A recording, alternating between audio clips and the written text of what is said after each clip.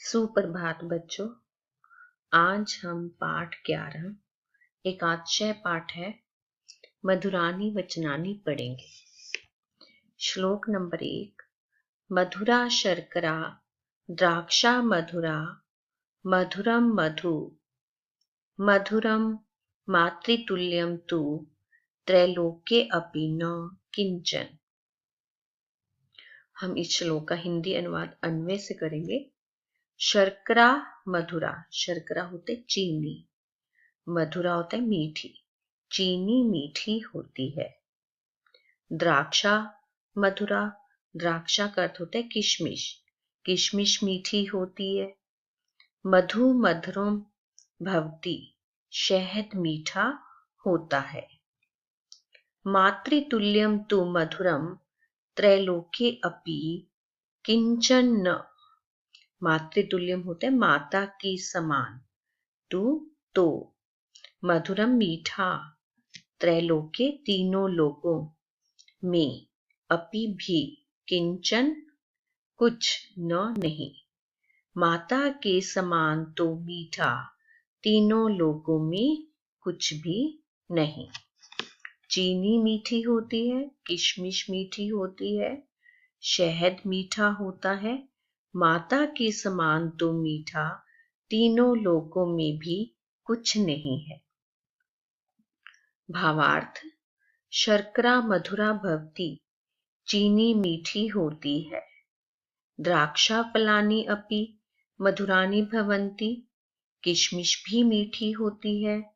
मधु तो अतीव मधुरम भवति, शहद तो बहुत मीठा होता है। किंतु संसारे मातु स्नेहि सर्वाधिकम मधुरः भवति, किंतु संसार में, संसारी होते संसार में, मातु स्नेहि माता का प्रेम, सर्वाधिक है सबसे अधिक, मधुरे मीठा भक्ति होता है। किंतु संसार में माता का स्नेह सबसे अधिक मीठा होता है।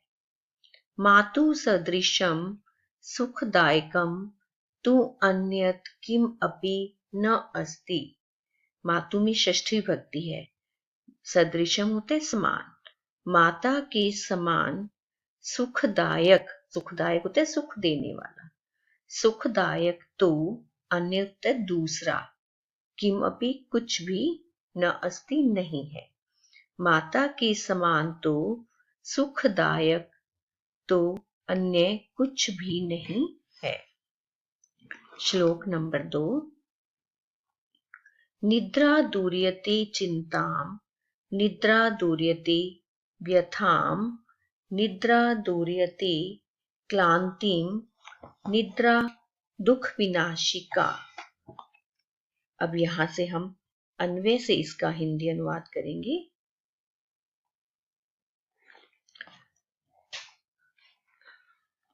निद्रा चिंताम दूर्यते, नींद, निद्रा होती नींद, चिंताम होते चिंता को, दूर्यते दूर करती है, नींद चिंता को दूर करती है।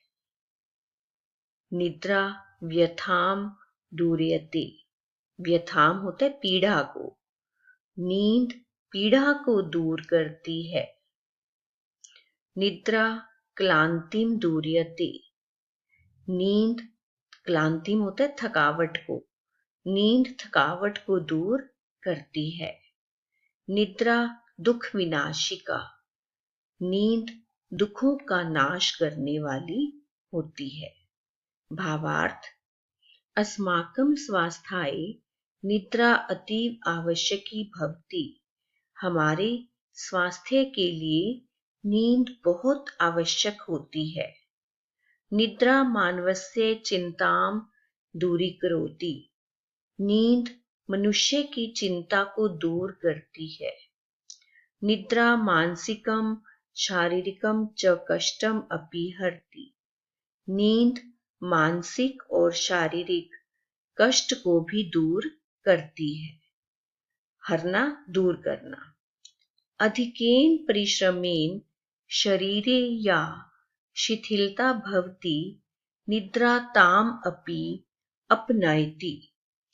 अधिक परिश्रम से शरीर में, या होता है जो, शिथिलता होती कमजोरी, अधिक परिश्रम से शरीर में जो कमजोरी होती है, नींद उसको भी दूर करती है, अपनयति दूर करती है।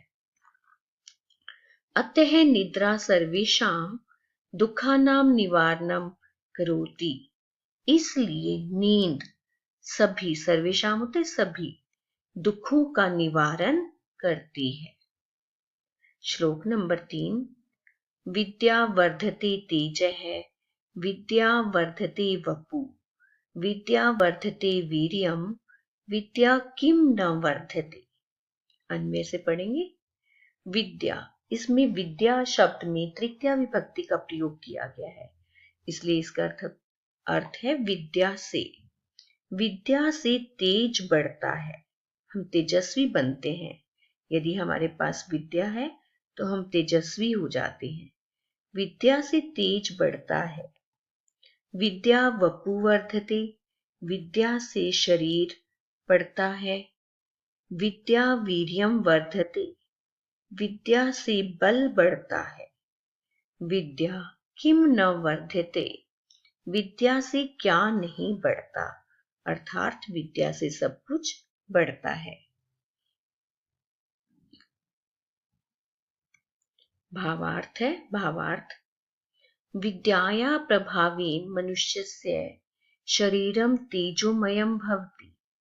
विद्या के प्रभाव से मनुष्य का शरीर तेजमय होता है। विद्या शरीरस्य समुचितः विकासः भवति। विद्या से शरीर का समुचित होता है, अच्छी प्रकार से विकास होता है। विद्याम प्राप्य मानवः बलवान भवति। विद्या को प्राप्त करके मनुष्य बलवान होता है।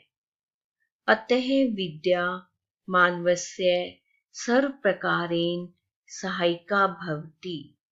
इसलिए विद्या मनुष्य की सब प्रकार से सहायक होती है, बल्कि विद्या मनुष्य की हर प्रकार से सहायता करती है। श्लोक नंबर 4।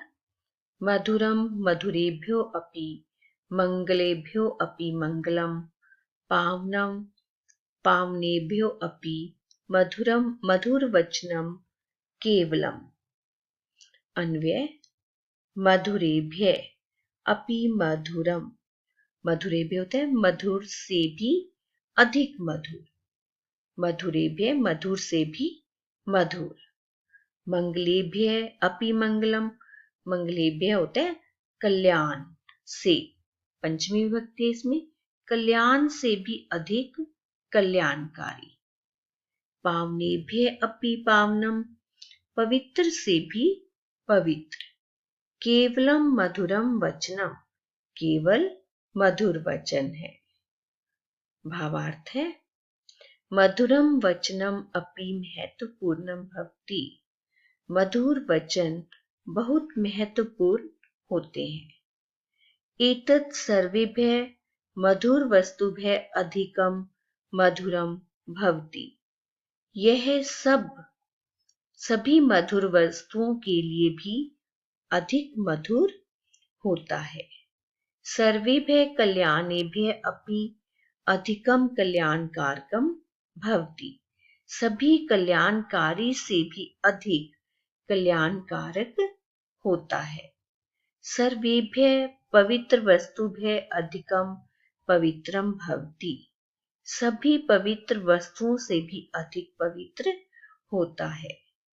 अतः सर्वदा मधुरम एव वक्तव्यम, इसलिए हमेशा मधुर ही बोलना चाहिए।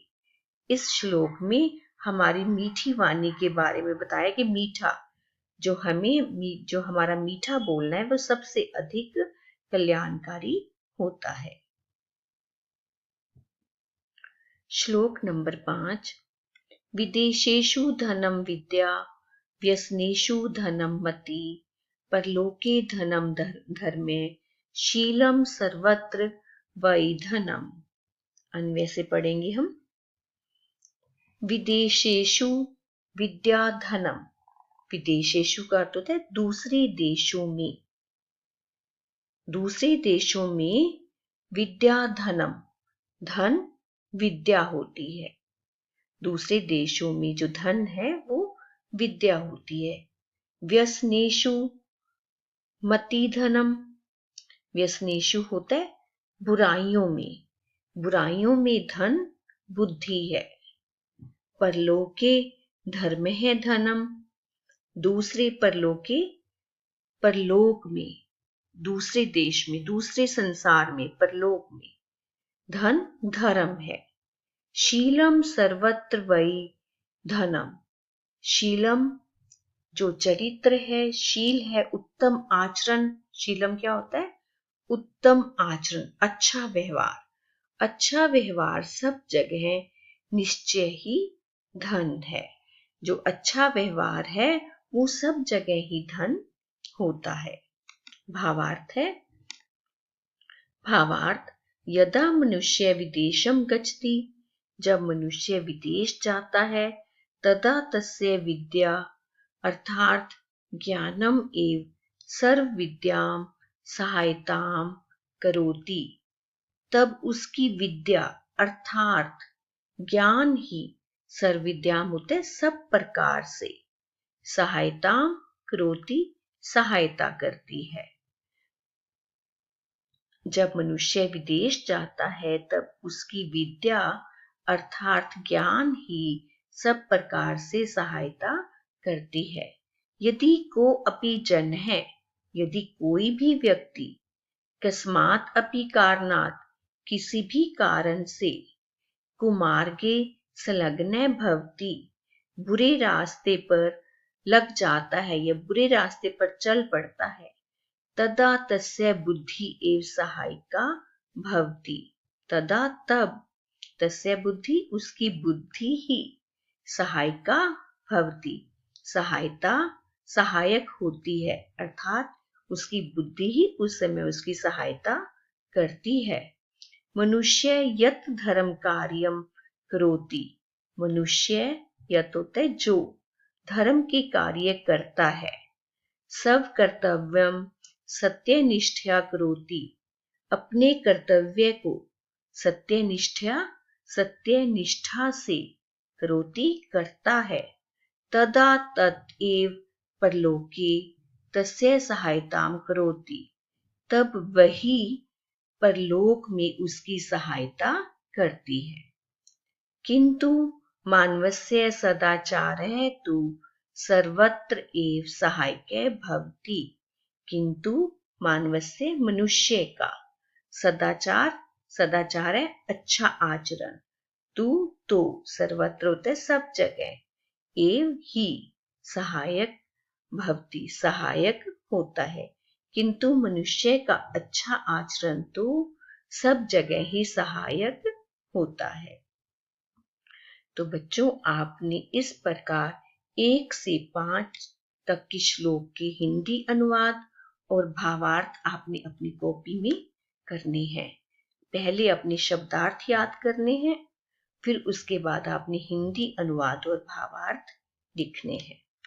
धन्यवाद बच्चों।